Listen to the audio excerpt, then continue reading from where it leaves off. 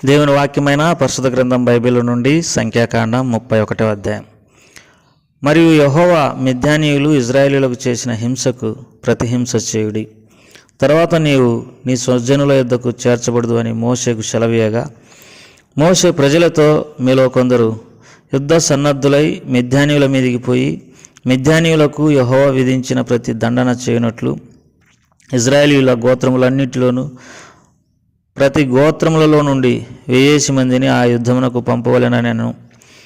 అట్లు గోత్రం ఒక్కంటికి 1000 మంది చొప్పున ఇజ్రాయేలీయుల సేనలలో నుండి 12,000 యుద్ధ వీరులు ఏర్పరచబడగా, మోషే వారిని అనగా ప్రతి గోత్రం నుండి 1000 మందిని యాజకుడకు ఎలియాజరు కుమారుడైన ఫినెహాసును పంపెను. అతని చేతిలోని పరిశుద్ధమైన ఉపకరణములను ఊదుటకు బూరలను యుద్ధమునకు పంపెను. యెహోవా మోషేకు ఆజ్ఞాపించినట్లు వారు మిద్యానీయులతో యుద్ధం చేసి మగవారినందరినీ చంపిరి. చంపబడిన ఇతరులు గాక మిద్యాను రాజులను అనగా మిద్యాను 5 రాజులైన ఎవీని, రెకేమును, సూరును, హూరును, రేఫాను చంపిరి. బేయరు కుమారుడైన బిలామును ఖడ్గంతో చంపిరి. అప్పుడు ఇజ్రాయేలీయులు మిద్యాను స్త్రీలను, వారి చిన్న పిల్లలను చెరపట్టుకొని వారి సమస్త పశువులను, వారి గొర్రె మేకలన్నిటినీ, వారికి కలిగినది యావత్తును దోచుకునిరి. మరియు వారి నివాస పట్టణములన్నిటినీ, వారి కోటలన్నిటినీ అగ్నిచేత కాల్చిరి. వారు మనుషులనేమి పశువులనేమి సమస్తమైన కొల్లసమ్మును మిద్యానీయుల ఆస్తిని యావత్తును తీసుకునిరి. తర్వాత వారు మోయాబు మైదానములలో యెరికో యొద్దనున్న యోర్దాను దగ్గర దిగి ఉన్న దండులో మోషే వద్దకును యాజకుడైన ఎలియాజరు వద్దకును ఇజ్రాయేలీయుల సమాజం వద్దకును చెరపట్టబడిన వారిని అపహరణములను ఆ కొల్ల సొమ్మును తీసుకుని రాగా, మోషేయు యాజకుడైన ఎలియాజరును సమాజ ప్రధానులందరూ వారిని ఎదుర్కొనుటకు పాలెం నుండి వెలుపలికి వెళ్ళిరి. అప్పుడు మోషే యుద్ధసేనలో నుండి వచ్చిన సహస్రాధిపతులను శతాధిపతులను సేనా నాయకుల మీద కోపపడెను. మోషే వారితో, మీరు ఆడువారిని అందరినీ బ్రతకనిచ్చితిరా? ఇదిగో బిలాము మాటను బట్టి పేరు విషయంలో ఇజ్రాయేలీయుల చేత యెహోవా మీద తిరుగుబాటు చేయించిన వారు వీరు కారా? అందుచేత యెహోవా సమాజంలో తెగులు పుట్టి ఉండేను కదా. కాబట్టి మీరు పిల్లలలో ప్రతి మగవాణిని, పురుష సంయోగం ఎరిగిన ప్రతి స్త్రీని చంపుడి. పురుష సంయోగం ఎరగని ప్రతి ఆడుపిల్లను మీ నిమిత్తం బ్రతకనీయుడి. మీరు 7 దినములు పాలెం వెలుపట ఉండవలెను. మీలో నరుని చంపిన ప్రతి వాడును, చంపబడిన నరుని ముట్టిన ప్రతి వాడును, మీరు చెరపట్టిన వారును 3వ దినమున 7వ దినమున మిమ్మును మీరే పవిత్రపరచుకొనవలెను.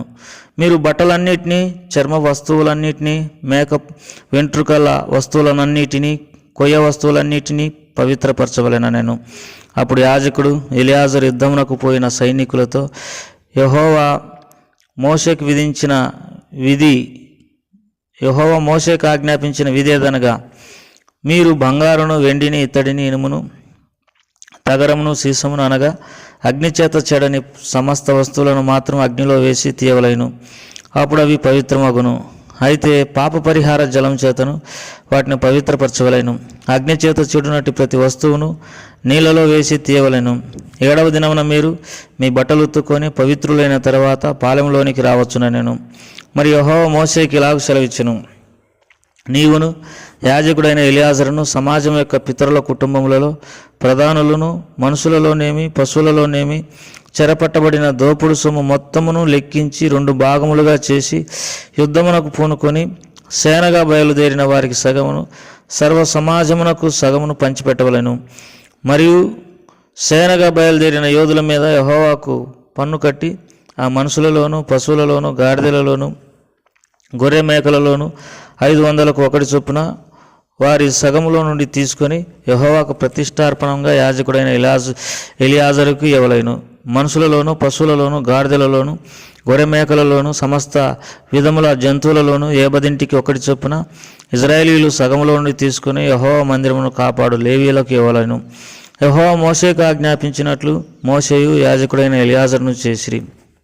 ఆ దోపుడు సొమ్ము అనగా ఆ సైనికులు కొల్లబెట్టిన సొమ్ములో మిగిలినది 6,75,000 గొర్రె మేకలను, 72,000 పశువులను, 61,000 గాడిదలను, 32,000 పురుష సంయోగం ఎరుగని స్త్రీలను, అందులో అరవంతు అనగా సైన్యముగా పోయిన వారి వంతు గొర్రె మేకల లెక్క ఎంతననగా 3,37,500.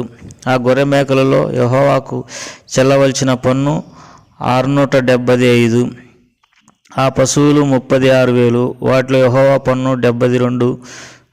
ఆ గాడిదలు 35,500, వాటిలో యెహోవా పన్ను 61.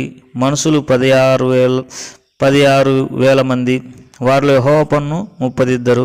యెహోవా మోషేకు ఆజ్ఞాపించినట్లు మోషే పన్నును, అనగా యెహోవాకు చెల్లవలసిన ప్రతిష్టార్పణమును యాజకుడైన ఎలియాజరునకు ఇచ్చెను. సైనికుల యొద్ద మోషే తీసుకుని ఇజ్రాయేలీలకు ఇచ్చిన సగం నుండి లేవీలకు ఇచ్చెను.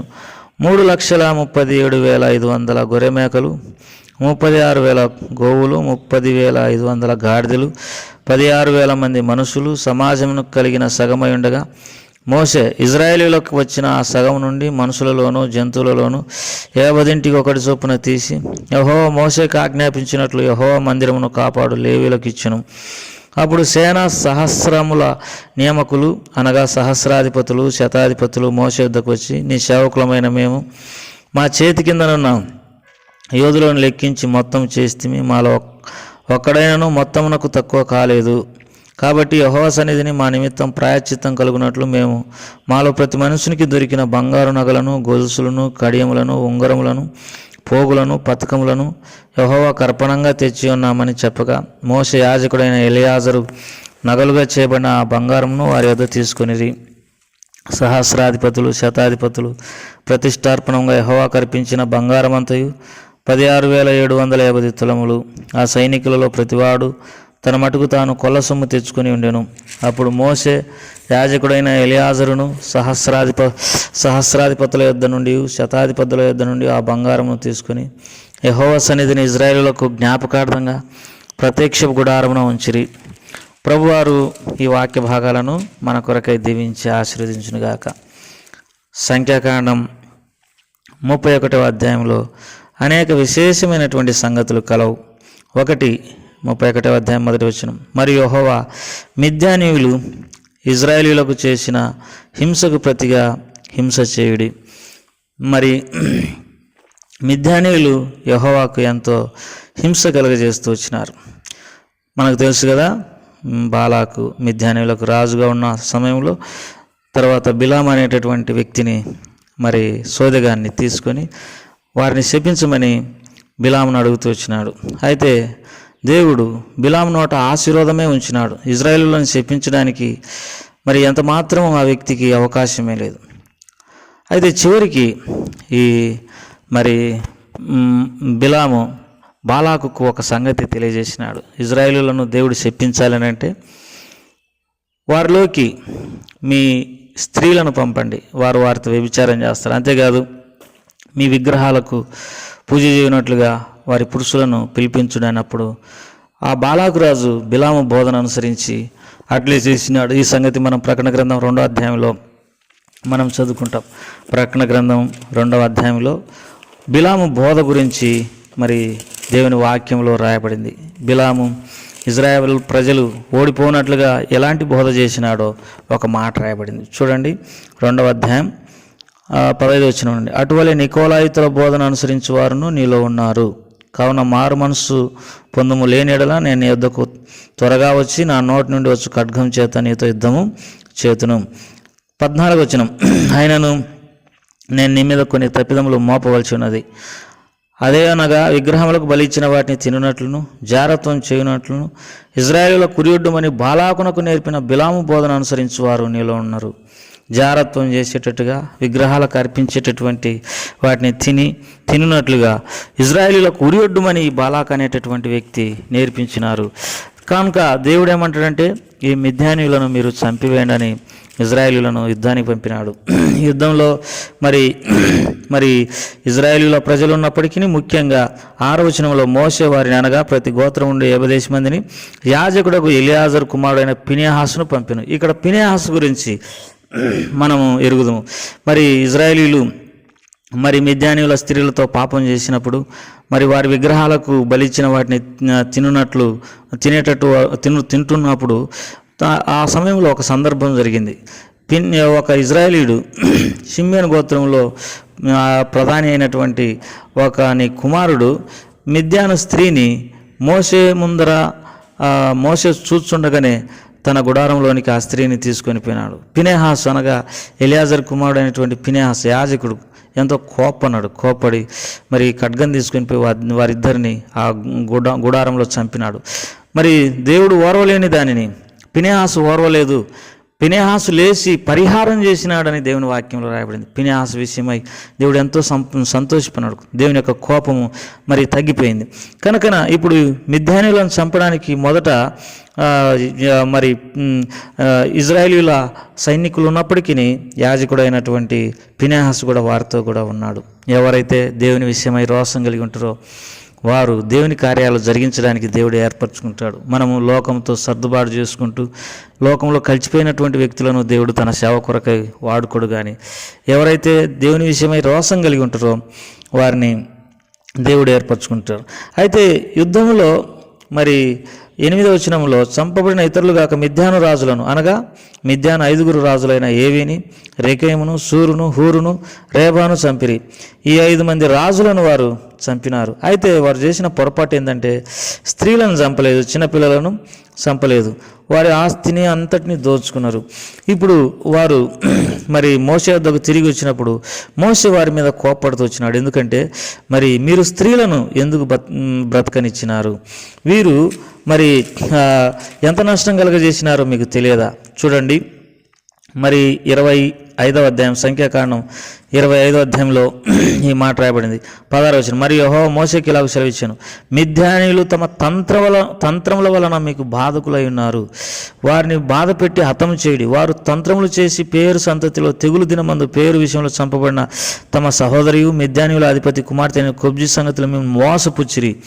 కాబట్టి మిద్యానీయులు తంత్రముల వలన మీకు బాధకులై ఉన్నారు. కొంతమంది తంత్రాలు పడి దేవుని ప్రజలను బాధ పెట్టేటటువంటి వారుగా ఉన్నారు. ఉదాహరణకు చూడండి, మరి మిద్యానీయులు తంత్రాలు తంత్రాలు చేసి మరి తంత్రాలు పడి ఇజ్రాయేలులను బాధ పెడుతున్నారు మిద్యానీయులు. తర్వాత బాలాకు కూడా మరి ఇజ్రాయేలీలను శపించాలని కోరుకునేటటువంటి వాడు. బిలాము కూడా ఇజ్రాయేలీల ప్రజలు శపించబడాలని కోరుకునేటటువంటి వాడు. తర్వాత ఇప్పుడు స్త్రీలు కూడా వారిని ఎందుకు బతకనిచ్చినారని అన్నాడు. ఎందుకంటే మోషే ఒక మాట అంటూ వచ్చినాడు మిద్యానీయుల స్త్రీల గురించి. సంఖ్యాకాండం 31 15వ వచనం, మోషే వారితో, మీరు ఆడువారిని బ్రతకనిచ్చితిరా, ఇదిగో బిలాం మాటను బట్టి పేరు విషయంలో ఇజ్రాయేలుల చేత యెహోవా మీద తిరుగుబాటు చేయించిన వారు వీరు కాదా? అందుచేత యెహోవా సమాజంలో తెగులు పుట్టి ఉండేను. కాబట్టి మీరు పిల్లలలో ప్రతి మగవాన్ని పురుష సంయోగం ఎరిగిన ప్రతి స్త్రీని చంపుడి. కాబట్టి మీరు ఎందుకు స్త్రీలను బ్రతికించినారు? వీరే కదా బిలాం మాటను మరి బట్టి వారు ఇజ్రాయేలులతో పాపం చేయించినారు. స్త్రీలు అందరిని బట్టే కదా తెగులు పుట్టింది. ఈ స్త్రీలు మరి ఇజ్రాయేలులతో పాపం చేయించినారు. మిద్యాను స్త్రీలు బిలాం మాటను బట్టి ప్రియులారా అందరిని బట్టి తెగులు పుట్టింది. దేవుని మీద ఇజ్రాయేల్ ప్రజలు తిరుగుబడేటట్టు చేసినటువంటి వారు ఈ స్త్రీలు. కొంచెం మనం ఆలోచించాలి. మనలను దేవునికి విరోధంగా నడిపించేటటువంటి స్త్రీలు పురుషులు కూడా ఉంటారు తమ తంత్రముల వలన. ఇటు వారిని మనం కనిపెట్టి వారిని మరి ఎంత మాత్రం మరి సహించకూడదు. మనం వారితో సహవాసం చేయకూడదు. మిద్యాను స్త్రీలు ఇజ్రాయేలీలను దేవుని మీద తిరుగుబాటు చేసేటటువంటి వారుగా చేసినారు. మిద్యాను స్త్రీలు ఇజ్రాయేలీలతో వ్యభిచారం చేసి వారు దేవుని యొక్క కోపానికి గురయ్యేటట్లు చేసినారు. దేవుని యొక్క కోపమును బట్టి ఇజ్రాయేలీలలో తెగులు పుట్టింది. మరి మిద్యానీయులు ఇజ్రాయేలులకు మరి బాధ కలగజేసినారు, తర్వాత హింస కలగజేసినారు, తంత్రముల వలన వారికి ఎంతో కష్టాన్ని కలగజేసినారు. ప్రియమైనటువంటి వారలారా, ఈ సంగతి మనం గమనించాల్సినటువంటి వారమై ఉంటున్నాం. అందుకే ఎవరితో దేవుడు స్నేహం చేయమనకూడదో వారితో మనం స్నేహం చేయకూడదు. మనం ఎవరితో దేవుడు వద్దంటాడో వారితో మనం దూరంగా ఉండాలి. ఎందుకంటే వారు తమ తంత్రం వలన, తమ కుయుక్తి వలన, తమ మోసం వలన, తమ మరి యుక్తిగల జీవితం వలన మనల్ని నాశనం చేస్తారు. దేవుని బిడ్డలు పరిశుద్ధపరచబడినటువంటి వారితో మనము సహవాసం కలిగి ఉండాలి. ఇక్కడ వారు తెచ్చిన కొల్ల సొమ్ములో మరి ఆయా రీతులుగా వారు పంచుకుంటూ వచ్చినారు. వారు పంచుకుంటూ వచ్చినప్పుడు సైనికులకైతేనేమి, లేవీలకైతేనేమి, ఇజ్రాయేలుల ప్రజలకైతేనేమి అన్నీ పంచుకున్నప్పుడు వారికి సమృద్ధి కలుగుతూ వచ్చింది. ఎవరికి ఏం తక్కువ కలగలేదు.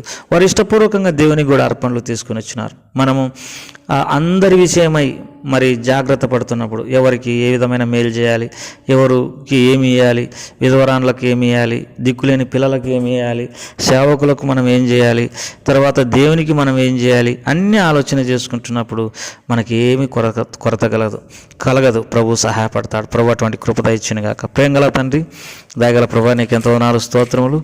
మరి మమ్మలను తంత్రాలకు గురి చేసేటటువంటి మరి వ్యక్తులతో మేము దూరంగా ఉండడానికి సహాయం చేయండి. మమ్మల్ని మోసపుచ్చేటటువంటి వారిలో నుండి మేము దూరంగా ఉండడానికి సహాయం చేయండి.